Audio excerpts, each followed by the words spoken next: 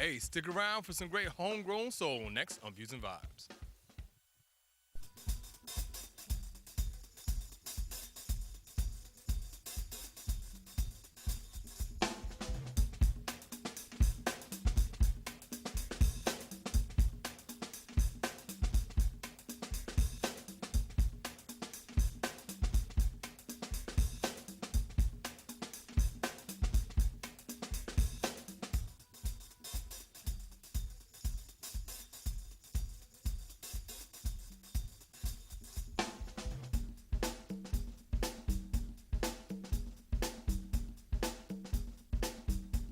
Welcome to Views and Vibes, everyone. I am your host, Tariiq Omari Walton. I hope you're ready for some beautiful, beautiful sounds today because I have somebody here for you from the DC metropolitan area. Please put your hands together for the wonderful Mr. Brian Christopher.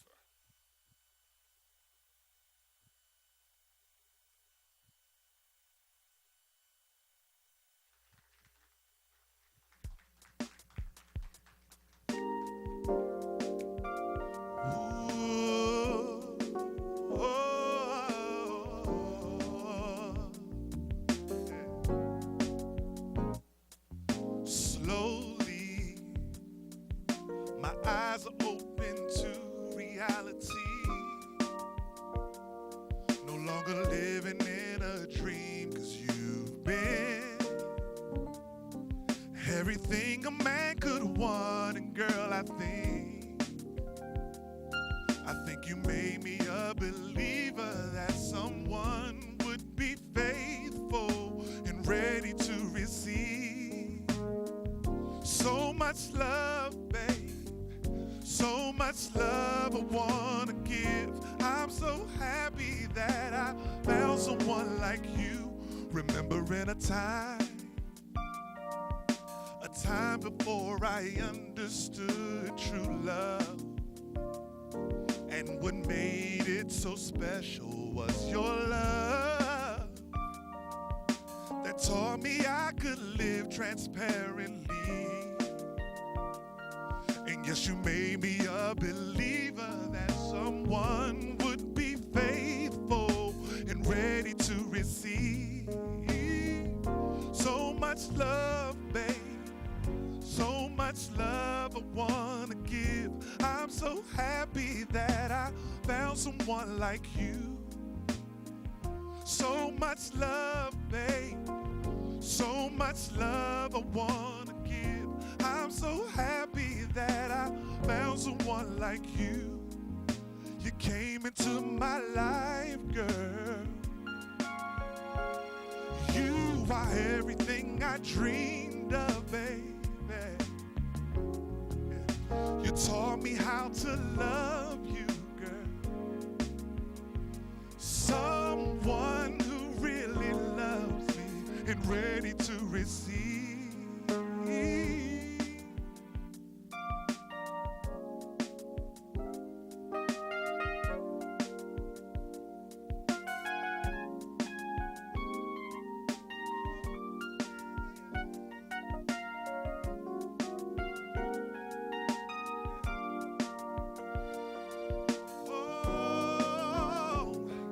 That someone would be faithful. Hey, that someone would be you. And now I realize I can give so much love, babe. So much love I wanna give. I'm so happy that I found someone like you. Hey, so much love, babe. So much love I wanna give. I'm so happy that I found someone like you. Come on, y'all. Hey, so much love. Hey, and I'm glad I found someone like you. There's someone to be right there for me, baby. Oh, I'm so happy, girl, that I found someone like you, that I found someone like you.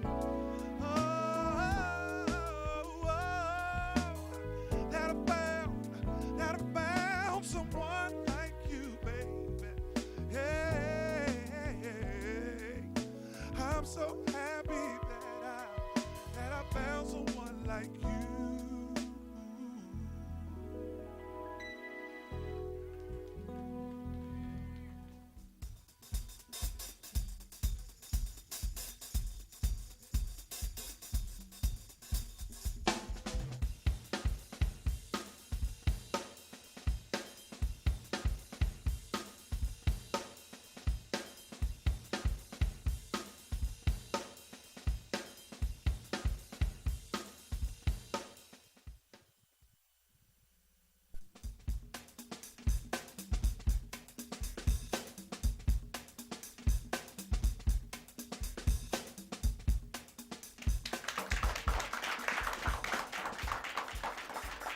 Welcome to Views and Vibes, everyone. I am your host, Tariiq Omari Walton, and I hope you enjoyed that first performance. We have a second one coming up for you in just a little while, but first, I'd like to introduce you to my man, Mr. Brian Christopher. Brian, welcome to the show, man. Thank you very much, man. Pleasure to be on the show, man. Hey, Thanks so much. It's a pleasure to have you on performing. That was a great, great performance. Man, thanks a lot. That song right there was So much love. Yeah, right. So much love, man. That was my single right before the current one, man, and did very well. So glad to be able to perform it, man. Well, let's bring us back a little bit. Let's bring us back to the beginning of this whole singing journey. Where did this begin for you? Well, in short, man, I'm an athlete, but so in school there was a lot of sports involved, and it wasn't probably until maybe junior high we had to sing chorus, and I remember my chorus teacher was like, hey, you got a pretty nice voice there.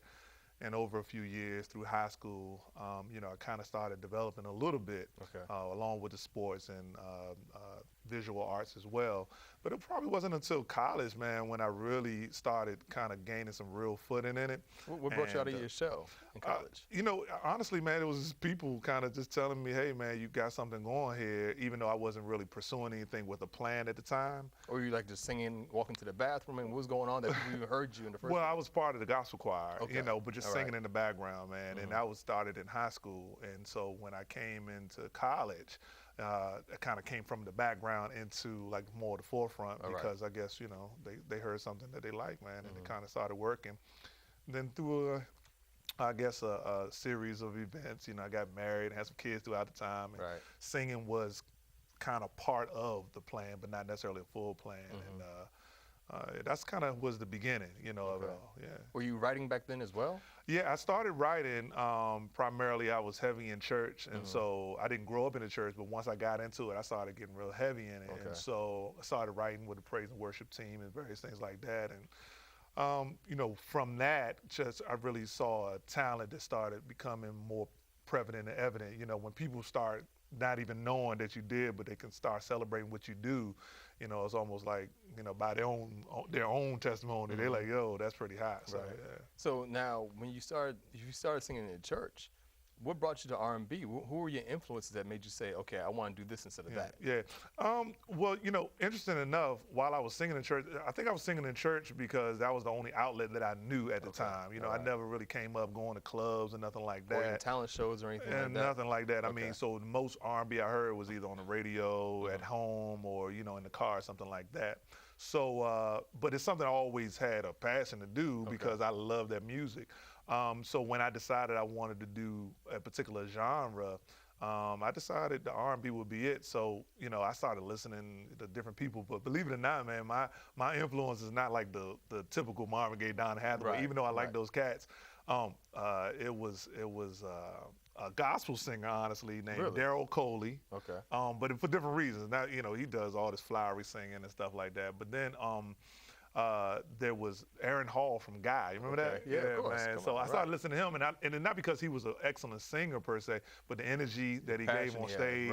I really loved what he did. And it probably was around like maybe 88 or so. I heard a guy on the radio singing a song by Angela Bofield called "I Try," and his name is Will Downing. And I was like, whoa! I said, because that was the first time that I heard somebody vocally that I could identify with. And I felt the same way, man. I just couldn't say. Well, it's all good, man. You took it all, but go ahead. It's all.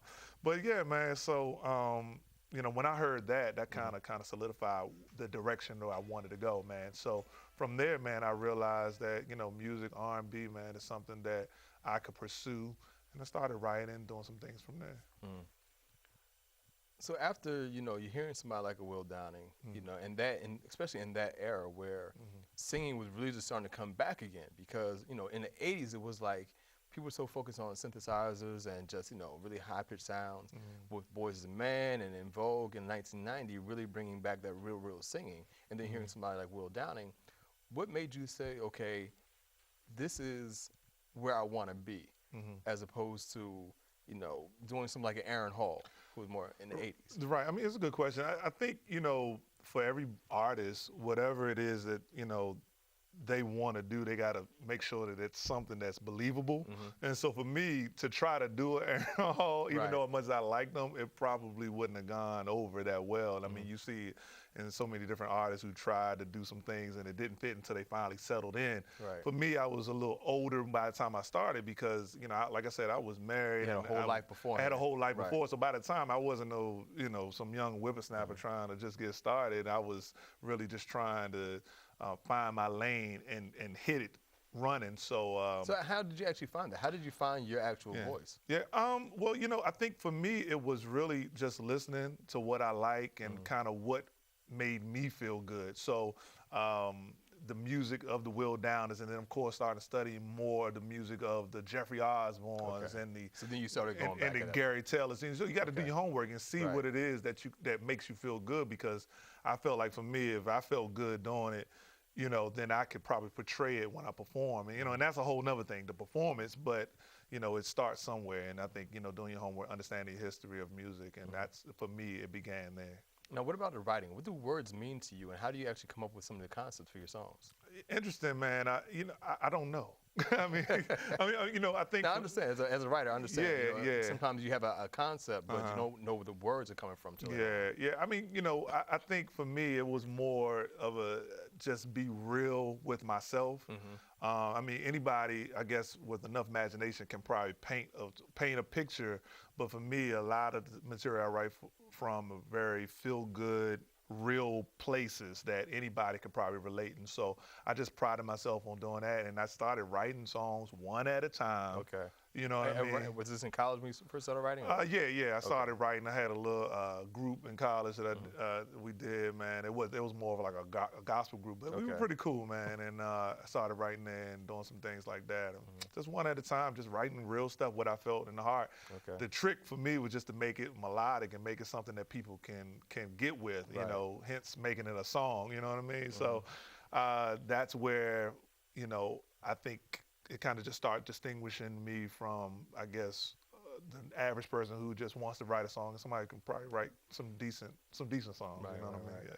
Well, when we come back from the break, we're going to talk more about the music that Brian has actually made, some of his actual songs, and just find out more about what Brian has going on next. All right, so stick around for more Views and Vibes after this.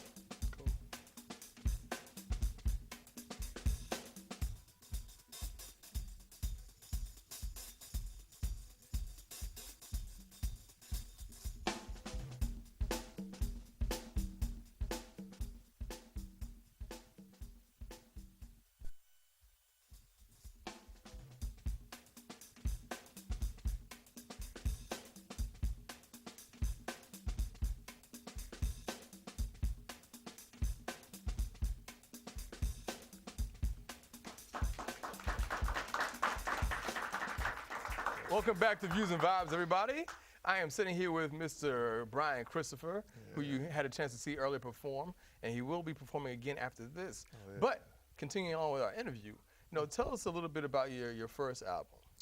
Yeah, man, I based off when I decided I really wanted to do this with a plan, and I say that importantly, man, because, you got to have a plan in trying to be an independent artist. Right. So back in 2010, I came out with an album called All of Me, and very proud of it. Because the way it went down, I just told the producer, I was like, look, man, I got 6 weeks. I'm coming out with an album. Are you down? And he was like, yeah, man. So, then I was just writing the tracks, so it wasn't really, playing or building anything myself. But, I thought I was a strong enough writer then. And the production quality, while it could, improve, it was still good, and the material was good. And I got a lot of people, showing love from there, man. Right. And so that was a great time. Now, do you feel like you rushed it at all? Like you said, you gave yourself 6 weeks to do it. And that's one thing I think a lot of first-time authors, writers, musicians, everybody do. When they come out with their first project, they have it in mind, I have to have it out now. Yeah, that wasn't necessarily my motivation. I wasn't motivated by the masses, so to speak, or whatever people say in the streets. I just knew I needed to start somewhere. Like I said, I was recently separated at the time, and I just knew I wanted to really get something out, a message out, start my journey, if you would, and that's the reason why I did it. Yeah. Now, once you came out with the album, how did things change for you in terms of the way that you presented yourself? Whether it's performing or marketing yourself, how did that change? Well, for me, it was immediate learning. I jumped right into the fire in terms of understanding who I was as an artist, because, you can be a recording somebody who recorded something and you can release something, but to actually start honing yourself to be an artist, that's a process. And you got to know who you are first internally, because that's when you start compromising how you present yourself on stage. And I try to tell a lot of independent artists coming up now, it's like, understand who you are and who you want to be, and that'll get you on a better path. So for me, it just became just a learning process, trial and errors, making small adjustments so I wouldn't just wipe over all the positive stuff I do, you know what I mean? And maybe I just need to tweak things, and I just been, tweaking ever since, man. And as an independent artist, you really become not just an artist, you have to become a business person, which is something that people often lose sight of. And what you did was something different from what a lot of people do. People put out album after album after album as an independent artist. You changed your approach. You went from putting out the one full-length album to just doing singles. What made you change that up? Well, interesting enough, man, you're absolutely right. I mean, whether you're going to handle the business yourself, it's still good to know it, whether you might have a business manager or something like that. For me, I just started looking at kind of how people, consumers, respond to what you do. And for me, I realized you got the same life or shelf life, if you would, with an album as you do with a single. And I feel like a lot of times what happens with the album is that people, when you talk about rushing, that's what starts happening. People start rushing to try to get this 10-track album out, and you've probably heard so often, you listen to it, and maybe 2 songs or 3 songs are hot. Worthwhile. You know what I'm saying? Because everything else becomes what the industry calls fillers. And I realized that if I take my time one at a time, I can find myself going just as far and doing just as much off the strength of the one song, and allowing people to really chew on that, if you would. So when did you actually start that process of just putting singles out? That was immediately after my album. I started just looking at things. So like 2011, I decided I wanted to do some other things and take a different approach, and that's what I chose to do. Okay, so how many singles have you now put out? To date, I would say about 20. Really? Okay. Yeah. All right. And you put them out pretty systematically too, like every 2 or 3 months. For those viewers, we're gonna give out Brian's website in a little while, but he puts out an album like every 3 months, and so he always puts something new out for you. So I mean, and that's become more systematic over the last year, some change. But I always, I kind of promise I just want to put out good stuff when I want to. But I realize it's always good to have some kind of system. So I started doing about every 12 weeks, putting out something that is worthwhile, something that I like, and hopefully that the people like. Now, how does that play into the larger picture of your singing career in terms of putting those singles out? Well, for me, I think it always, whatever you put out, it's adding value, good or bad, to your catalog. And so no matter what, it's always going to be new to somebody, especially as an independent artist. I realize this, man, this is a huge world, man. You know what I mean? And the chances that people would hear what your stuff the moment it comes out, as an independent artist, slim to none. I'm not on every radio station, you know what I'm saying? I'm not on the Grammys or things like that. So my stuff is always new, but to stay relevant is the key for me. And so I release those things to stay relevant, to move into other things, other endeavors that I have as an independent artist. So now, what are some of the things that you have on your boards now that you want to work on? Well, I have a independent music series that I'm so proud of. I started late last year. It's called The Blend, and I call that an independent alternative neo soul rock showcase, man. And basically, that is just my approach and my attempt to bring my vision and philosophy of independent artistry in front of an audience, and to bridge the gap between those artists, between local businesses, and between music lovers. You know, because 9 times out of 10 we're sharing the same people, but I want to be able to give something. And so The Blend is something I'm very proud of. I have 2 successful seasons under my belt, and looking forward to season 3 and 4 coming up. And so for our viewers, they can actually go to your website and see some of your past. Absolutely. Because you live stream some of those. Actually, when you're actually when you're doing the actual productions, you're filming them as well. I mean, you're live streaming so they can see. I'm live streaming them and recording them. Absolutely. I think that's the wave of the future, embracing technology. So I decided I want to do that, bring in artists from all genres, different areas, and it's been an awesome thing. All right. So how can our viewers actually find you? BrianChristopherOnline.com. You guys can find out more about the blend. You can find out about my brand new single, I Was Wrong, which I also performing here on the show, man. And you guys can find out everywhere I'm going to be. I like to travel a lot, too. Right, So maybe I'll be in the area near you, you know. And I'm telling you, he goes everywhere now. This guy is blowing up. So make sure you keep your eyes open for some more stuff from Brian Christopher. After the break, we're going to come back and have another live performance from my man, Mr. Brian Christopher. So make sure you stick around. Awesome.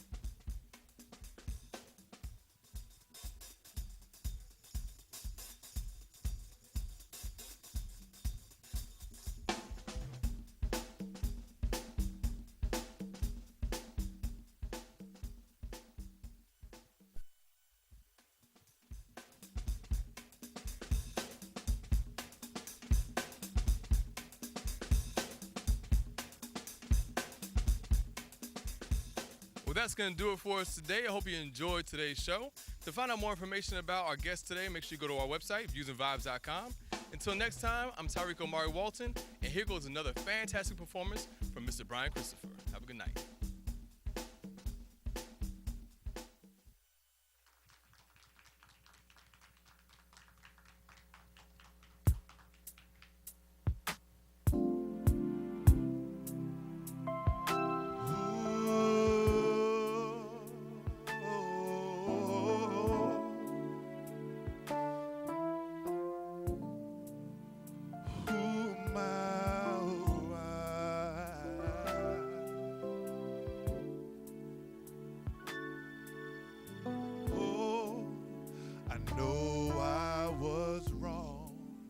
To make you feel this is all your fault, and you need to explain.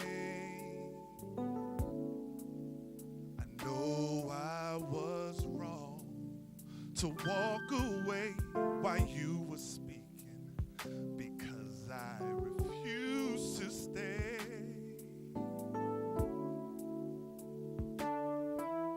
'Cause you were busy trying to work it, to not give up without a fight. You were determined to make things better, babe. But I was busy on some other shit. When things got rough, I didn't handle it. I should have just stood right in there, babe. But now you're gone, and I know I was wrong to doubt your love. I know I was wrong to cheat, wrong to break your heart. Yeah, yeah. I know I was wrong to never give a lover chance to grow, to live. I was so selfish, babe, to act like you weren't there for me and had no more love to give.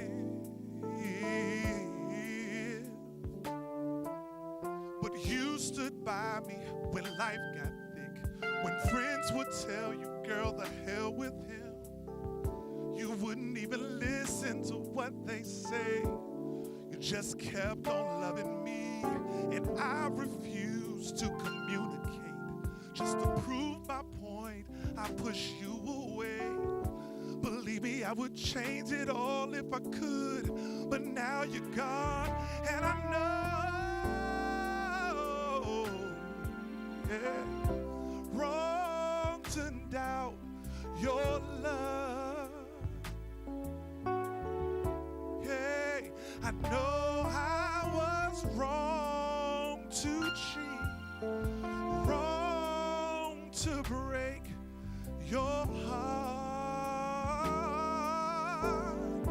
Ooh, should've never walked away. Do anything to make you stay. I heard you, baby, it's too late.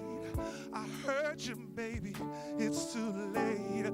I should've never walked away. Do anything to make you stay. Do anything to make you stay.